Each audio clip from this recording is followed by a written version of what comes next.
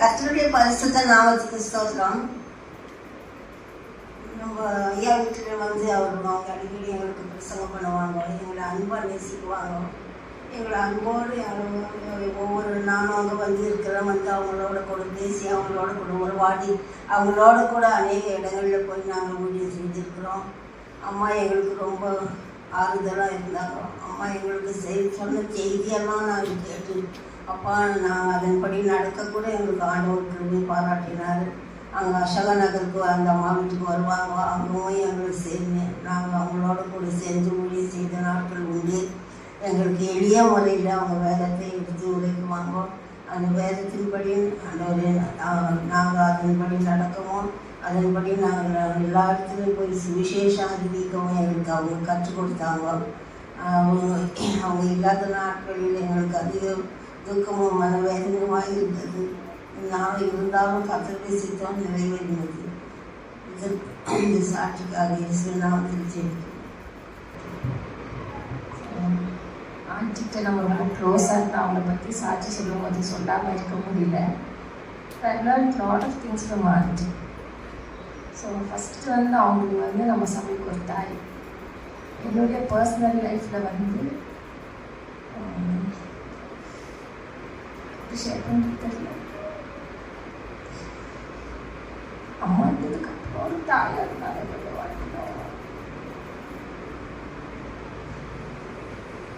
எனக்கு மட்டும் இல்லை, எல்லாருக்குமே இங்கே இருக்கிறவங்க உங்களெல்லாம் எமோஷன்ஸை கண்ட்ரோல் பண்ணி தான் நீங்கள்லாம் உட்காந்துட்டு தெரியும்னு நல்லா தெரியும். First thing is she was a கமாலியல். அவங்க பவுலுக்கு எப்படி கமாலியல் ஒரு நல்ல போதகராக இருந்தாங்களோ அந்த மாதிரி எவ்வளோ டீப்பாக முடியுமோ அவ்வளோ டீப்பாக வசனங்களை நமக்கு சொல்லியிருக்கிறாங்க. பைபிளை திறந்து அவங்க எடுக்கிற வசனம் எல்லாரும் காத்துன்னு இருப்பாங்க. எப்போ வாங்கி நம்மளுக்கு பிரசங்கம் பண்ணுவாங்க, எந்த வசனம் எடுத்து சொல்லுவாங்கன்னு சொன்ன மாதிரி அப்போஸ்தலர் ஆக்ட்ஸ் 22:3 பவுல் சொல்கிற மாதிரி எனக்கு கமாலியல் எப்படி போதனை பண்ணாரோ அந்த மாதிரி எனக்கு ஆண்டியோரு கமாலியல் தான். நம்ம பெற்றவங்கக்கிட்ட ஒரு சில ஊழியங்களை நம்ம கற்றுக்கிறோம், சில நல்ல காரியங்களை கற்றுக்கிறோம். ஊழியக்காரங்கக்கிட்ட ஊழியத்தின் பாதையில் நம்ம ஊழியம் எப்படி செய்யணுன்றது கற்றுக்கிறோம். அப்புறம் அது மாத்திரம் இல்லை, மக்சிங் சொன்ன மாதிரி அவருடைய பரம அழைப்புக்கு அவங்க கீழ்ப்படிஞ்சு அந்த ஊழியத்தை ஏற்றுக்கிறாங்க. அம்மா வீட்டில் சிஸ்டர்ஸ் மீட்டிங் நடந்துன்னு இருக்கும்போது அம்மா ரொம்ப பலவீனமாயிட்டாங்க. அப்போ அடுத்த ஊழியம் யார்கிட்ட கொடுக்கணும்னு அவங்க சொல்லிட்டு இருக்கும்போது ரோசி ஆண்டிகிட்ட தான் கொடுக்கணும்னு அம்மா யோசிச்சாங்க. அப்போ அந்த வருஷம் கூட ஆண்டியுடைய ப்ராமிஸ் ஹாகாய் 2:23 அது உனக்கு நான் அந்த முத்திர மோதிரத்தை நான் கொடுக்குறேன். அப்போ அந்த முத்திர மோதிரன்ற அர்த்தம் ஊழியமா. ஸோ அந்த ஊழியத்தை ஆண்டி எடுத்து செஞ்சாங்க, எங்களை அந்த வழி நடத்தினாங்க. அப்புறம் உனக்கு திராணி இருக்கு, உனக்கு நன்மை செய்ய திராணி இருக்கும்போது அதை நீ செய்யாமல் இருக்காது நாங்கள் சொல்கிறாரு. ப்ராவர்ப்ஸ் 3:23 7:23 சொல்லுவாங்க. ஸோ அதனால அவங்க அந்த நன்மை செய்யறதுல குறையவே இல்லை. இந்த வீட்டுக்கு வந்தால் எல்லாருக்கும் ஆவிக்குரிய ஆகாரம் சரீர பிரகாரமான ஆகும் ரெண்டுமே கிடைச்சிது. அது மாத்திரம் இல்லை, கலேஷியன்ஸில் ஒரு வசனம் படிக்கணும்னு ஆசைப்படுறேன்.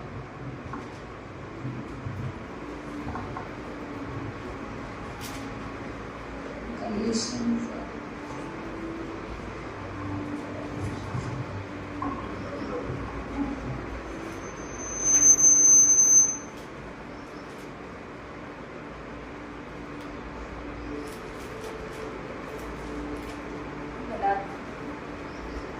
Galatia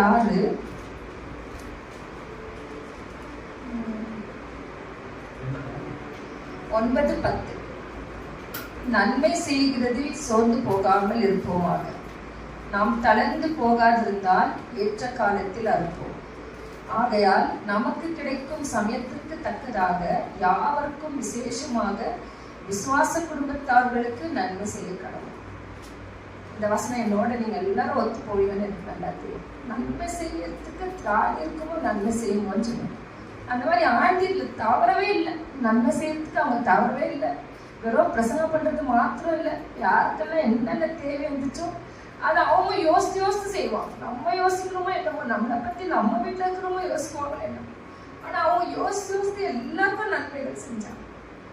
அதனால ஒன்றும் இப்போ நம்ம நன்மை செய்யறதுனால நம்ம பிள்ளைங்க தான் மேலே வராங்கன்னு இல்லை. மெழுகுவர்த்தி ஒரு கேண்டில் எப்படி மற்றவங்களுக்கு பிரைட்னஸா இருந்து தனக்குள்ள அவங்க உயிரே போனாங்களோ அவங்க குடும்பத்துல பல பாடுகள், மற்றவங்களுக்கு கேலியா இருக்கும். சுவாசிங்க குடும்பத்துல, நம்ம குடும்பத்துல எதுனா நடந்துச்சுன்னா மற்றவங்களுக்கு அது ரொம்ப கேலியா இருக்கும். ஏன் இவங்க குடும்பத்துல அப்படி நடக்குது? ஆனா உண்மையா ஆண்டுக்கு ஊழியம் செய்யற குடும்பத்துல பல பாடுகள் நம்ம அனுபவிக்க வேண்டும். அவங்க குடும்பத்துல இருந்து நம்ம கத்துனதுனால இப்ப நம்மளுக்கு ரொம்ப தைரியம். நம்ம குடும்பத்துல என்ன நேரிட்டாலும் நமக்கு பயமே இல்லை. நம்ம இதை சந்திச்சுதான் ஆகணும். ஆனா அது மத்தியில கர்த்தருடைய நாமம் மாத்திரம் தான் மகிமைப்படும். அது ஒண்ணு. அப்புறம் கொர்நேலியஸ் மாதிரி அவங்க எப்போ ஜெபிக்கிறவங்களா இருந்தாங்க, தர்மம் செய்கிறவங்களா இருந்தாங்க. ஆவிக்குரிய வாழ்க்கையில யாருக்கும் அவங்க பயப்பு இல்லை. நம்ம மற்றவங்களுக்காக நம்ம ஊழியத்தை விட்டு கொடுக்கணும்னு அவங்க இருக்கு. அவங்க நல்லபடியா ஊழியம் செஞ்சாங்க. நம்ம கத்துக்கொண்ட பாடம் அதுதான்.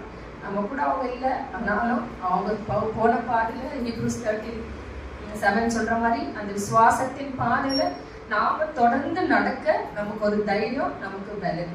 நான் எல்லாரும் நீங்க எல்லாரும் அதான் பண்ணிட்டு இருப்பீங்க. நம்ம அம்மா அப்பா கத்துக்கிட்ட ஊழியத்தை நம்ம செஞ்சுட்டு இருக்கிறோம். அதை விட அதிகமா நம்ம ஊழியக்கார் நமக்கு என்ன விட்டுட்டு போனாங்களோ, கொஞ்சம் கூட்டமா நம்ம சபையில இருந்தாலும் இந்த நாள்ல ஒருமனப்பட்ட மனதோடு கூடி அவரை துதிக்க ஜெபிக்க நமக்கு கொடுத்த இந்த சலத்துக்காகவும் எனக்கு கொடுத்த இந்த தருணத்துக்காக நன்றி சொல்லி சாட்சி.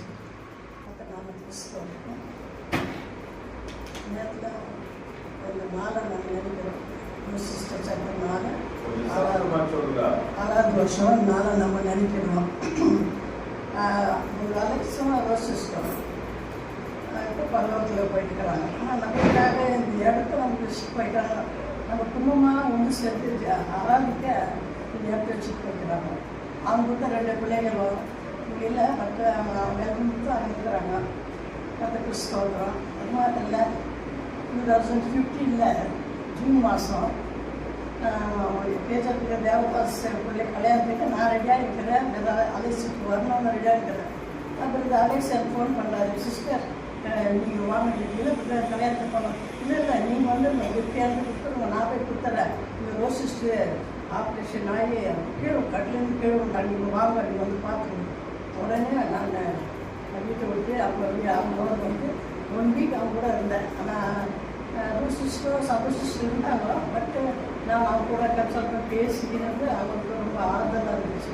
ஒரு வாரம் நான் அவங்க கூட இருந்து போயிட்டேன். அது மட்டும் இல்லை, ரோசிஸ்டோ எனக்கு ஒரு விவேகானமாக இல்லை, ஒரு சகோதரி மாதிரி என்னோட பழகினாங்க. நான் அவங்களுக்கு அவங்க எனக்கு என்ன கொடுப்பாங்க. அப்புறம் அலெக்ஸ் சொல்லுவார், உங்கள் ஃப்ரெண்டு கொடுப்பியா ஃப்ரெண்டு கொடுப்பியான்னு கேட்பாரு. அந்த மாதிரி இதில் நாங்கள் 2 பேர் இருந்தால் அவங்க மூலமாக அவங்க அன்பு நான் கற்றுக்கினேன், ரொம்ப கற்றுக்கினேன். அது மூலமாக எப்படி போடுறதா நாங்கள் கற்றுக்கினேன். தமிழ் கொடுத்த கற்றுக்கினேன். நான் வெளியில் இருக்கும்போதே ரோசி அந்த அலெக்சாந்தில் எனக்கு நல்லாவே தெரியும்.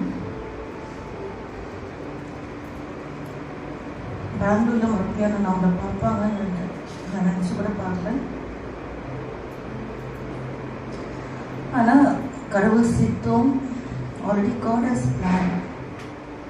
ஒருவேளை என்னுடைய பேரண்ட்ஸ் போனதுக்கப்புறம் எங்களுக்கு அவங்க அப்பா அம்மாவாக இருக்கணும்னு ஆல்ரெடி அவர் பிளான் பண்ணி வச்சுருக்கார் போல இருக்கு. அந்த மாதிரி தான்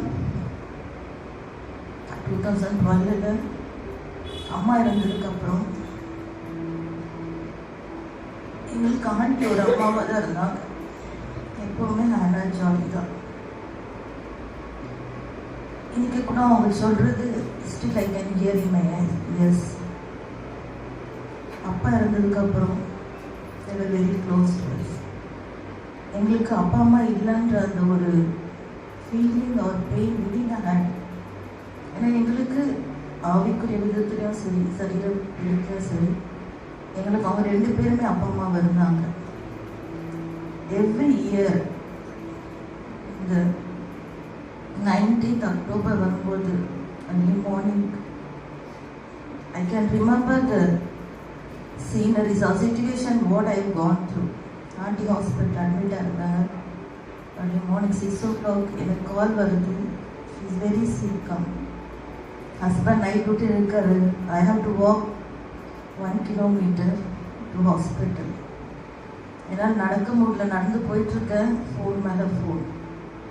By the time I reached hospital, I didn't wait for the lift also. I climbed and went, and they were getting CPR. Still, that picture is in my eyes. It's very painful. ரொம்ப வலியானது. கடவுளுடைய சித்தம் என்னன்னு தெரியாது. Last Monday I last my brother.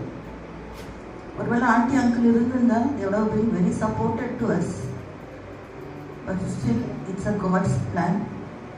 ஆவிக்குரிய தகப்பனாம் தாயாகவும் அவங்களுக்கு இருந்தாங்க.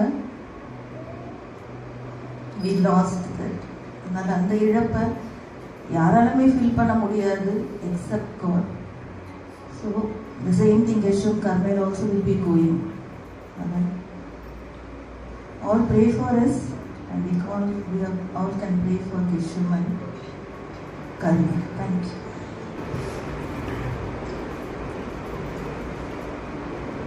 அன்றைக்கு அவருடைய மரணத்திலோ இல்லை அவளை நினைத்து குடும்பமாக நாம் ஆண்டவரை நன்றி செலுத்த அந்த பாஸ்டர் ரவியுடைய அந்த சபையை நமக்கு கொடுத்தாங்க. எல்லாருக்கும் ஞாபகம் இருக்கு. அந்த இடத்துல கூட நமக்கு தருணம் கிடைக்கவில்லை. அதே போல அண்ணனுடைய மரணத்திலும் கூட வெளியிலிருந்து வந்தவங்க எல்லாரும் அவங்க யாரெல்லாம் நேசித்தாங்களோ எல்லாருக்கும் சபையாக நாம் தருணத்தை கொடுத்து அவர்களுடைய சாட்சிகளை கேட்டோம். இந்த நாளிலே உண்மையிலே அக்காவை பற்றி சொல்வதற்கு நான் மிகவும் நன்றி உள்ளவனாக இருக்கிறேன்.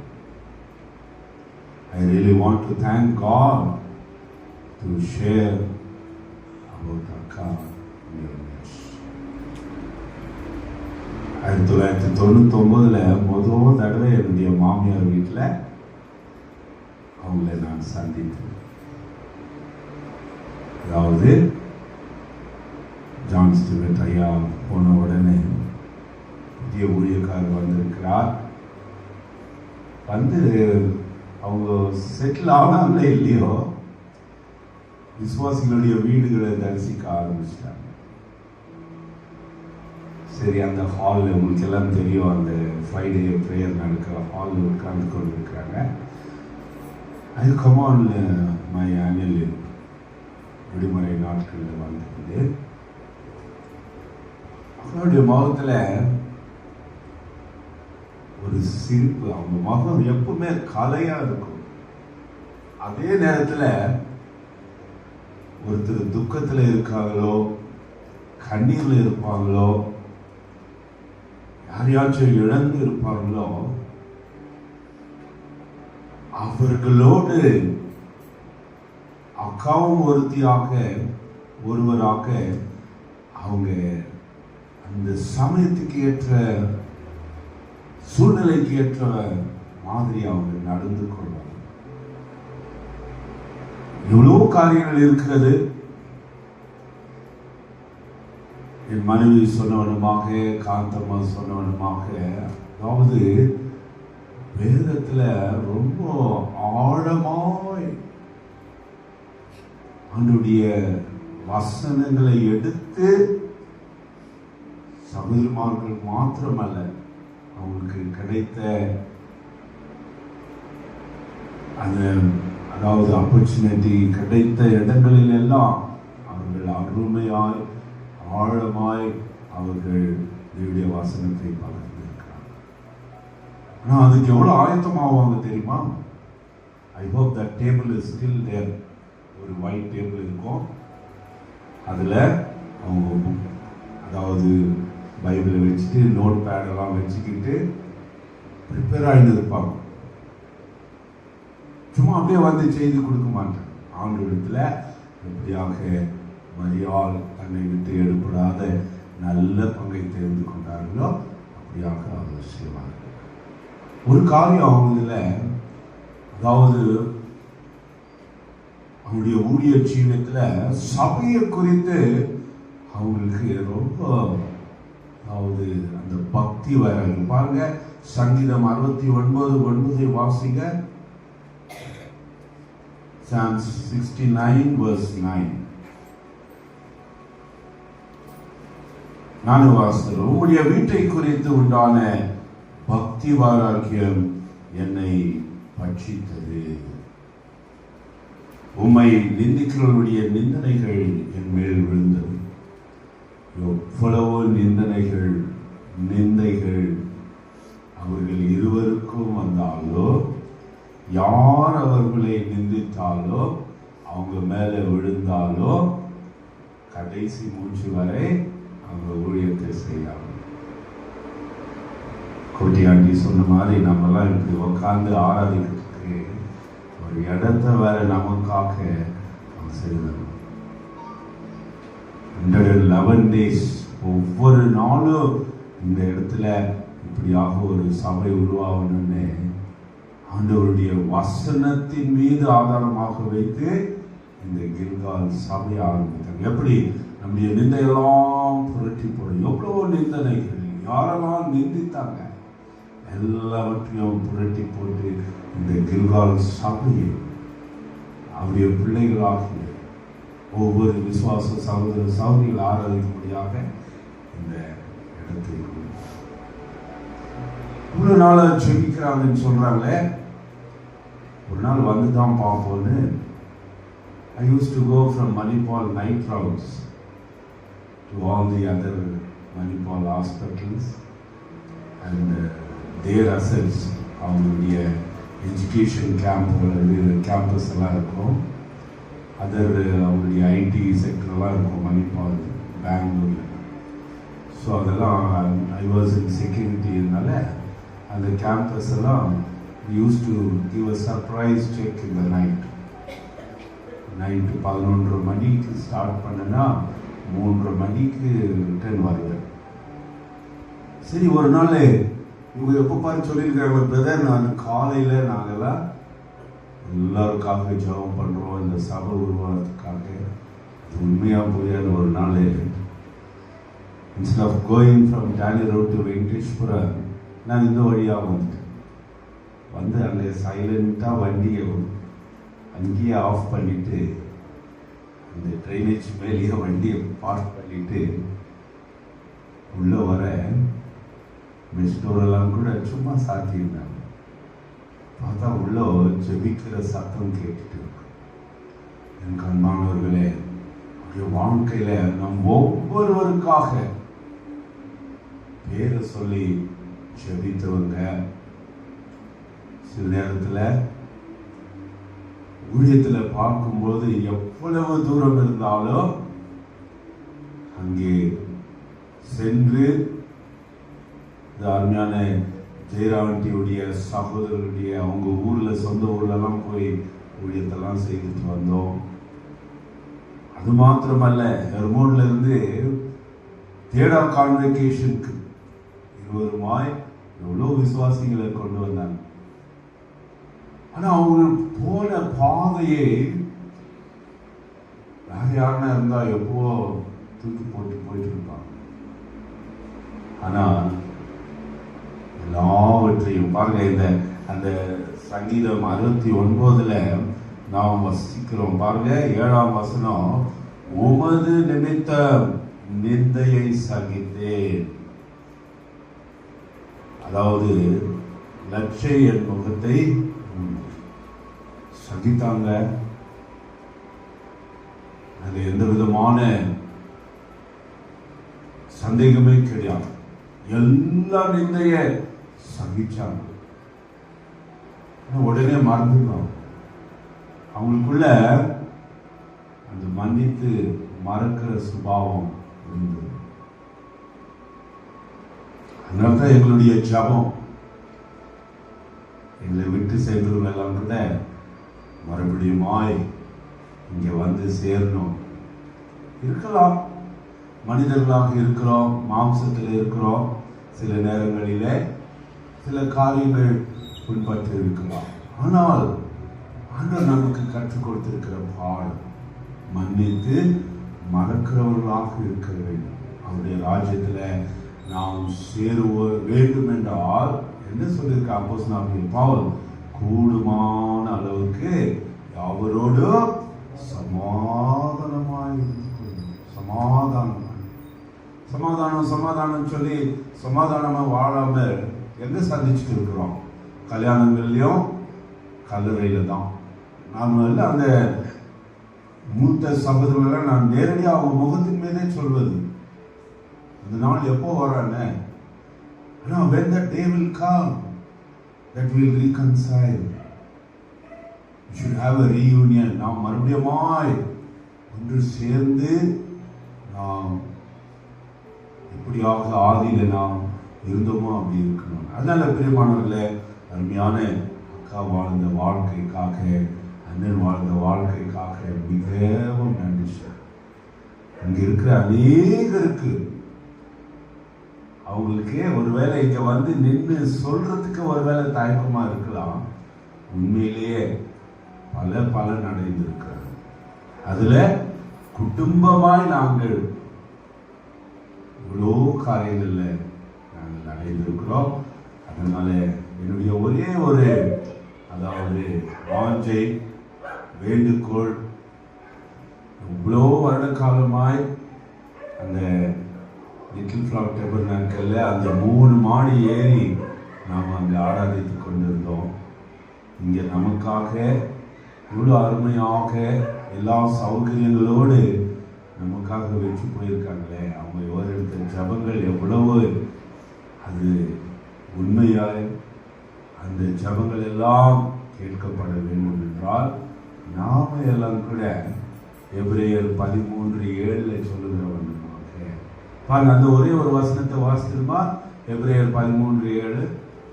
அது நாம் ஒவ்வொருவரும் கடைபிடிக்கணும். நாம் கடைபிடிப்போமானால் நிச்சயமாக இந்த காலியான இடங்கள் எல்லாம் நிரப்பப்படும். அதுதான் அவனுடைய வாஞ்சை. பிரதர் பலான சகோதரி வரல, பலான குடும்பம் வரல, பலான சகோதரன் வரல, வெரி நெக்ஸ்ட் டே போயிடுவாங்க. அந்த வீட்டில் என்ன நடக்குது வாசிக்குமா? தேவ வசனத்தை உங்களுக்கு போதித்து, ஒருத்தர் வாசிக்கிறார் விடுமா? தேவ வசனத்தை உங்களுக்கு போதித்து, தேவ வசனத்தை உங்களுக்கு போதித்து, கவனிங்க, உங்களை நடத்தினவர்களை நீங்கள் நினைத்து, உங்களை நடத்தினவர்களை நீங்கள் நினைத்து, அவர்களுடைய நடக்கையின் முடிவை நன்றாய் சிந்தித்து, அவருடைய நடக்கையின் முடிவை நன்றாய் சிந்தித்து, அவர்களுடைய விசுவாசத்தை பின்பற்றுங்கள். அவருடைய விசுவாசத்தை, அவங்க எப்படி விசுவாசத்தின் ஓட்டத்தை அவர்கள் ஜெயமுடன் முடித்தார்களோ, நல்ல போராட்டத்தை போராடினார்களோ, விசுவாசத்தை அவர்கள் காத்து கொண்டார்களோ, நாமும் கூட இந்த எபிரேயர் 13:7 சொல்லுகிற வண்ணமாக நாம் அதை கடைபிடிப்போமா? அப்படியாக அப்போ அவங்க ரொம்ப சந்தோஷப்படுவாங்க. அதாவது நாங்கள் விட்டு சென்றாலும் எங்களை எவ்வளவாய் நேசிக்கிற ஒரு சபையாராக விசுவாசிகளாக. அதனால யாவரோடு கூடுமான அளவுக்கு நாம் சமாதானமாக இருந்து அநேகரை இந்த கில்கால் சபையில் சேர்க்கும் பணியில நாம் செயல்படுவோம். உங்களுடைய பொது ஜபித்துக் கொண்டிருக்கிறீர்கள். கெஷோம் கார்மெலுக்காக தொடர்ந்து இன்னும் பிள்ளைகளுக்காக ஜெபிக்கும்படியாக நான் கேட்டுக்கொண்டு இந்த சாட்சியை முடித்துக் கொள்கிறேன். தேங்க்யூ.